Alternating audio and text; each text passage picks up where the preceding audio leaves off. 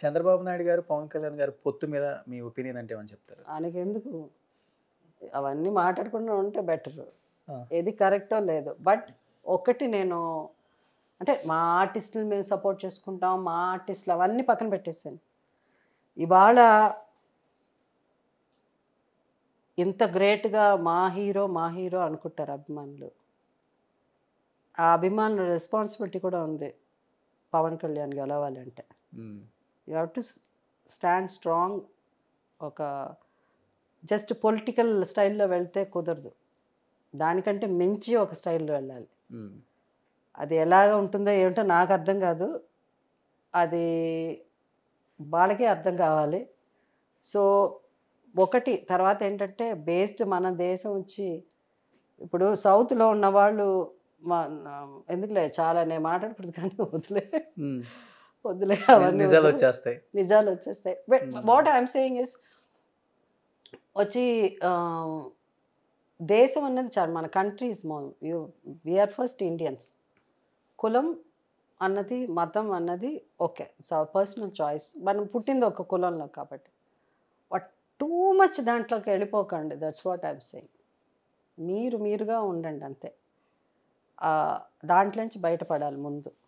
ఒకవేళ అదే అయితే నువ్వు దానికి సపోర్ట్ చేయి, స్ట్రాంగ్గా నిలబడు. ఓకే, నీ కులం కానీ నీ మతం అంటే జెన్యున్గా నిలబడు. మళ్ళీ అక్కడ డీవియేషన్, మళ్ళీ అక్కడ జంపులు చేయకండి. అదే నేను కోరుకునేది.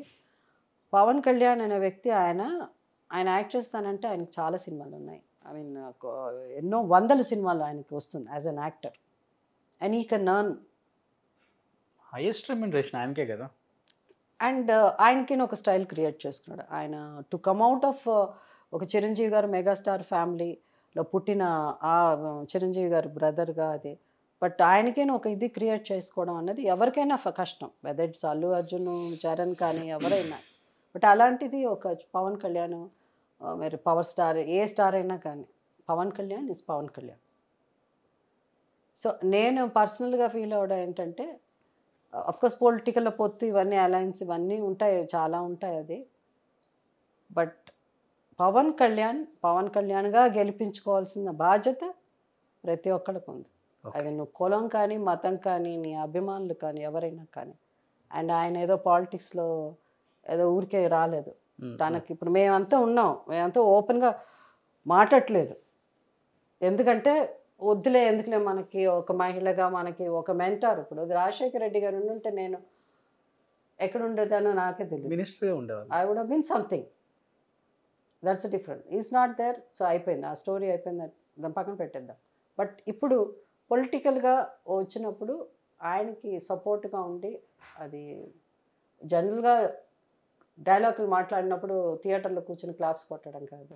బట్ తర్వాత జగన్ మాట ఏమి ఇవ్వలేదు ఆయన, మా నాన్నగారు లాగా నేను కూడా ఇంపార్టెన్స్ ఇస్తానమ్మా. Oh no, he was very nice. ఆయన యాక్చువల్లీ హీ వాజ్ హర్ట్. అంటే నేను ఆయన ఎక్స్పెక్ట్ చేసింది ఏంటంటే అవన్నీ వదిలేసి ఆయనతో మనకు మిగతా వాళ్ళు చెప్పిన ఉంటుంది కదా, మనకు తెలియదు కదా ఎట్లా వెళ్ళాలో ఏంటో, వాళ్ళకే సరిగా తెలియలేదు. ఎక్సెప్ట్ జగన్ గారికి, మీతో పక్కన ఉన్న వాళ్ళకి క్లోజ్ ఫ్యామిలీ మెంబర్స్ కొంతమంది, రాజశేఖర రెడ్డి గారు వాళ్ళంతా సీజన్డ్ పొలిటీషియన్స్ కదా, మనకేం పెద్ద తెలియలేదు. ఆయనతో పాటు జర్నీ చేస్తుంటే అది వేరే different thing. It didn't happen. నమ్మిన వాళ్ళకి అన్యాయం చేయడు ఏదో ఒక రూపంలో. He won't do that. అదే.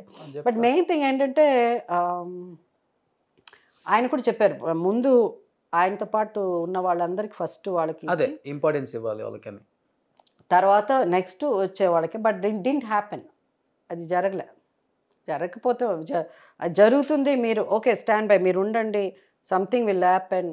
మనకంతా ఏంటంటే కొంచెం the main thing is for a leader. నా పర్సనల్ లైఫ్లో కూడా whether your political or whether your mega or whether your super star, whether communication, you need a communication. Okay, ఆ communication అన్నది ఇప్పుడు నేను ఎవరన్నా ఫోన్ చేస్తే నేను వాళ్ళు తెలిసిన వాళ్ళ తెలియదు, బట్ నేను రిటర్న్ చేస్తాను కాల్, మీరు ఎవరండి అని అడుగుతాను నేను.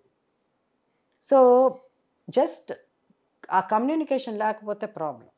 I think those are the things. అదొక్కటి, there was no communication. So అట్లా అని అంటే మనకు ఉంటుంది కదా.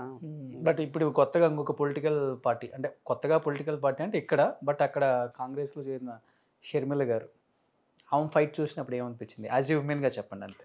యాజ్ సార్ పర్సనల్ ఫైట్ అది, that is I mean there is no comments. దాని గురించి ఏమి చెప్పలేము మేము. She's a very good speaker. అది సో ఆమె మనసులో ఏముందో, ఆయన మనసులో ఏముందో, ప్రజల మనసులో ఏముందో త్వరలో తెలిసిపోతుంది అంతే.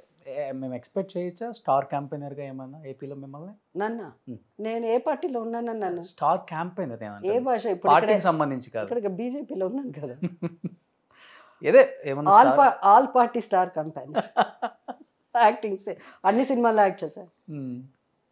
No, I mean personally it's not worth it. It's something which is ఏదో నేను ఇంకా అంటే మనస్ఫూర్తిగా చేయడం అన్నది మనని గౌరవించిన చోట మనం ఉండకూడదు కదా.